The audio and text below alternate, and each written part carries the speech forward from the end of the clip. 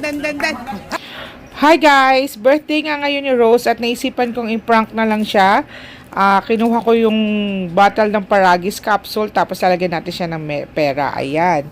Pinlastic ko lang yung money tapos ang ilalagay natin para may tunog siya na parang may capsule talaga sa loob. Nilagyan ko lang siya ng M&M's. O ayan, tinanggal na natin yung capsule. Tatabi natin yan. Tapos nilagay na natin yung money, tapos nilagay na natin yung M&M's na leftover. Hindi ko na rin naman niya kakainin kasi mag-expire na rin siya.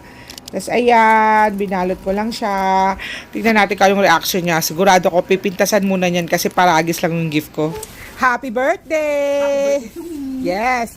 Naisip niya hindi na lang maghanda ngayon, magpakain sa mga relatives at saka sa family. Iba naman ang inisip niya ngayon na gagawin sa birthday niya. Yes. Yes. Ano ngayon ang iyong layunin? Mamimigay ng itong minudo niluto